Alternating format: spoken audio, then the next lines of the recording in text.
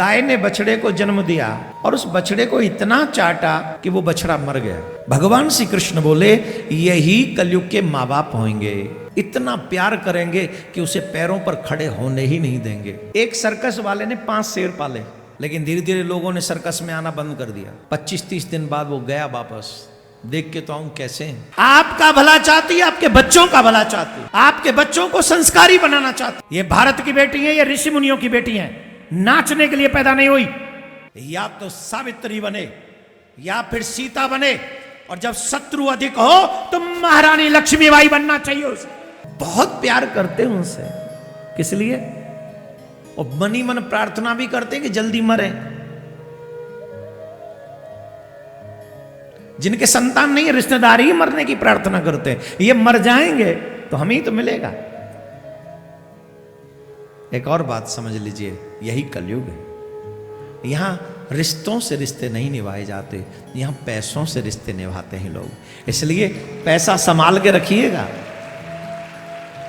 जिस दिन तुम पे पैसा नहीं होगा, तुम्हारे आना कोई तुम्हारे साथ बैठना पसंद नहीं करेगा। हाँ जी कि ना जी? जोर से बोलो जी। तो बोले ऐसे हैं महाराज।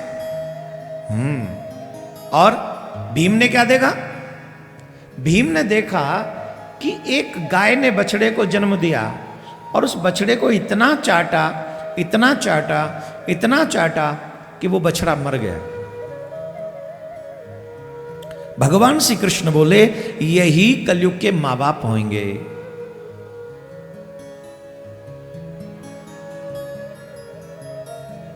इतना लाड लड़ाएंगे, इतना लाड लड़ाएंगे। एक एक बेटा होगा, एक एक बेटी होगी, इतना लाड लड़ाएंगे, इतना लाड लाएंगे। वो बुरा भी करेगा तो भी उसका साथ देंगे, कुछ भी करेगा वो उसी का साथ देंगे, थप्पड़ भी मार देगा तो भी मेरा लाडला है।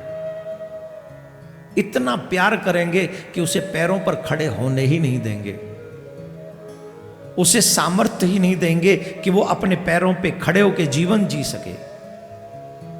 उसे मजबूर कर देंगे, वो विवश कर देंगे, पराधीन कर देंगे। और आप देखिए कितने माँ बाप लगे, इतना इकट्ठा कर जाऊंगा जिससे मेरे बच्चे को कमाना ना पड़े।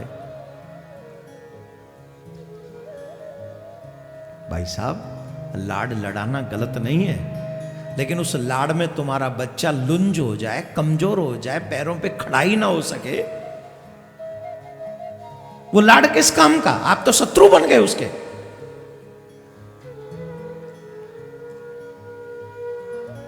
इस बात को आप मानिए। मैं जब भी विदेशों में जाता हूं, जब भी जाता हूं कथा करने के लिए, मैं एक चीज देखता हूं, बहुत ब्यूटीफुल चीज। वो अपने बच्चे की पीठ पे सूटकेस लगाते हैं। चल ढो, छोटे से 5-7 साल का बच्चा अपना ब्रीफकेस खुद लेके जाएगा। 4 साल का बच्चा अपना ब्रीफकेस खींच, अपना काम खुद करो।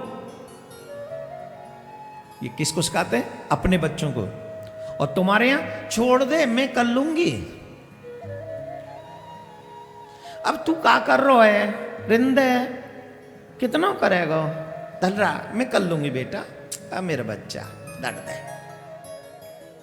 अब ये हो गया है कंबल की घई करने लायक, करवा। कंबर की घई करवा यहाँ पे, चद्दर बिछवा यहाँ पे, नीचे तो एक बाल्टी गर्म पानी की मंगवा ले यहाँ पे, जाती या कि मसल से स्ट्रांग रहे और जब मुसीबत आवे तो सामान भी उठाने लायक बन सके। करवा इससे काम। या राजकुमार बना कर रजाई में मत लुटावे 24 घंटा, ना तब फोइया आ जाएगा। फोइया रुई को फोइया, कच्चू ना है हवा चलेगी फू।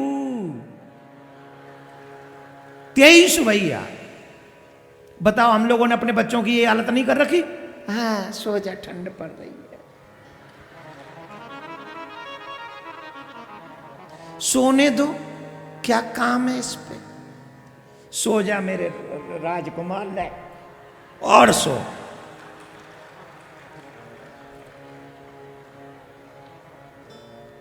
तुम स्ट्रांग नहीं बनाओ, क्या होगा?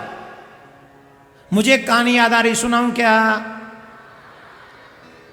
जितने भी माँ बाप बैठे ध्यान से सुनो। एक सर्कस वाले ने 5 शेर पाले, बड़ा पैसा कमाता था, लेकिन धीरे धीरे लोगों ने सर्कस में आना बंद कर दिया।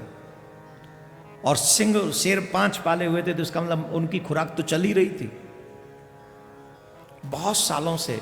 अब वो सर्कस बंद हो गया, अब क्या करे, तो उसको सोचा कम से कम इनका खर्चा तो कम होगा, मैं जंगल में छोड़ाता हूं इनको। जंगल में छोड़ा है।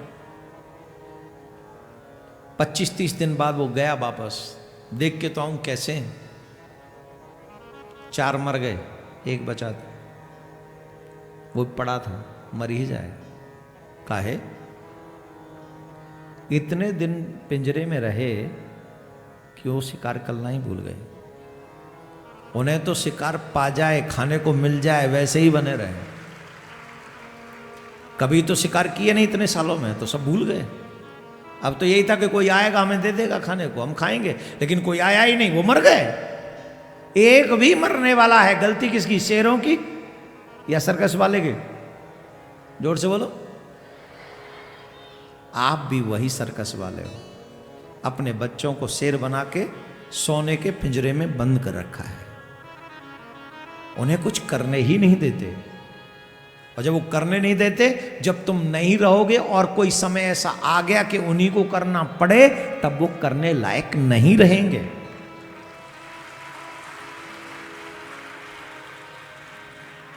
अब सिर्फ ताली बजा रहे हो कि कुछ समझ भी रहे हो? क्या समझे? पहले तो पैर पीछे करो, हाँ ये समझो। और दूसरी बात ये समझो कि अपने बच्चों से छोटे छोटे कार्य जरूर करवाया करो। मेरी निवेदन है, मैं आपके बच्चों का शत्रु नहीं हूं, मैं सनातनियों का हितैषी हूं, वेल विशर हूं सनातनियों का। जितने भी वर्ल्ड में सनातनी हैं, मैं प्रॉमिस करता हूं, ये व्यासपीठ आपका भला चाहती है, आपका भला चाहती है, आपके बच्चों का भला चाहती है, आपके बच्चों को संस्कारी बनाना चाहती है ये व्यासपीठ।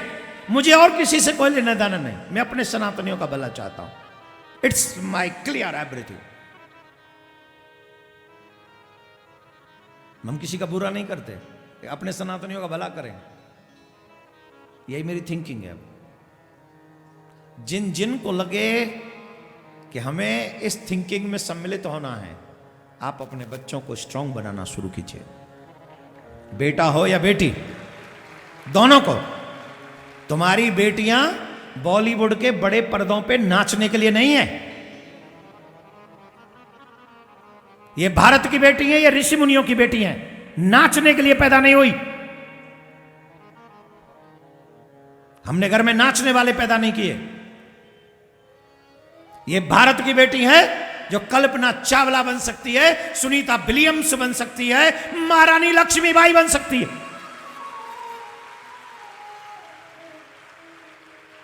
महारानी लक्ष्मीबाई को हमने बॉलीवुड के पर्दे पर उतार दिया। How is it? It's not good.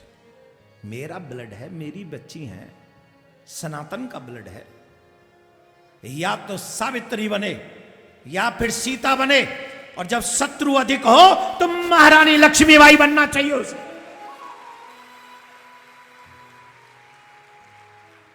घर में फुइया बना के मत रखो उसे। मेरी लाडो, मेरी राजकुमारी, मेरी यन्नो, मेरी मुन्नो, क्या नन्नो मुन्नो।